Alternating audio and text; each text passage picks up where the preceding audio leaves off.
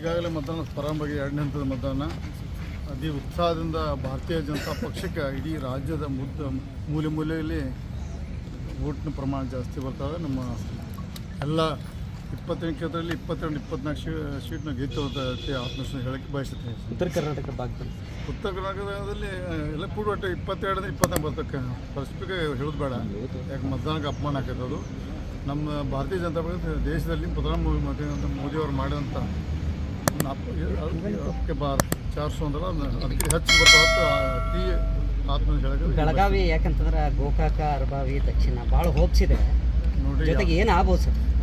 ನನ್ನ ಎಲೆಕ್ಷನ್ಗೆ ರಾಜಕೀಯ ಅಂದರೆ ನನ್ನ ವಿರೋಧಿಗಳು ನನಗೆ ಪ್ರಬಲರು.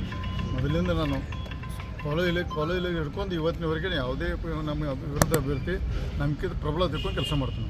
ಯಾರು ಕೆಳಮಟ್ಟ ಮಾತಾಡಿದ್ರೆ ಅವರ ಹತಾಶ ಬಾಂಡ್ ನಾವು 2 ಲಕ್ಷ ತುಂಬಲಿಕ್ಕೆ ಅಂದ್ರೆ ಹತಾಶ ಬಾಂಡ್ ತಿಳ್ಕೊಳ್ಳೋದು.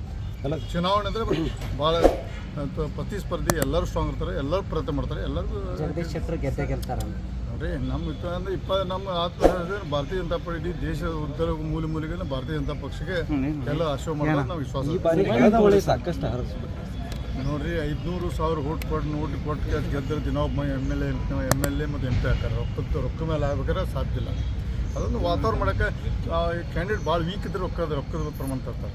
ಕ್ಯಾಂಡಿಡೇಟ್ ಆತ್ಮವಿಶ್ವಾಸ ಜಾಸ್ತಿ ರೊಕ್ಕ ಹಂಚೋದಿಲ್ಲ, ಪಕ್ಷದ ಬಗ್ಗೆ ವಿಶ್ವಾಸ ಇದ್ದರೆ ರೊಕ್ಕ ಹಂಚೋಲ್ಲ, ನಮ್ಮ ಮತದಾರ ಮೇಲೆ ವಿಶ್ವಾಸ ಇದ್ದರೆ ರೊಕ್ಕ ಹಂಚೋಲ್ಲ.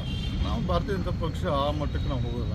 ಈಗ ಗೋಕಾಕ ಮತ್ತು ದಕ್ಷಿಣ ಅದು ಬೇಡ. ಈಗ ನಾವು ಜೂನ್ 4 ನಂತರ ಮಟ್ಟ ಯಾವುದೂ ವಿಷಯ ಮಾಡೋದು ಬೇಡ. 4 ನಂತರ ನಿಮ್ಮ ಎಲ್ಲ ವಿಷಯಕ್ಕೆ ಉತ್ತರ ಹೇಳ್ತೀನಿ ಸರ್. ಒಂದು ವರ್ಷದಿಂದ ನೀವೇ ಒಂದು ಮಾತು ಹೇಳಿದ್ರಿ, ರಾಜಕಾರಣ ವಿಚಾರದಲ್ಲಿ CD ಫ್ಯಾಕ್ಟರಿ ಇದೆ ಅನ್ನುವಂಥದ್ದು. ಒಂದು ವರ್ಷದ ಒಳಗೆ ಅದು ಯಾರು ಈಗ ಹೆಸರು ತಗೋದಿಲ್ಲ. ನಾನು ಮೊದಲಿಂದ ಪದೇ ಹೇಳ್ತಿದ್ದೆ. ಅವಾಗ ಎಲ್ಲರೂ ನನ್ನ ನೆಗ್ಲೆಕ್ಟ್ ಮಾಡಿದ್ರು, ನಂದು ಆದ್ಕೂಲಕ್ಕೆ ನಕ್ಕೊಂಡು ಕೂತಿದ್ರು.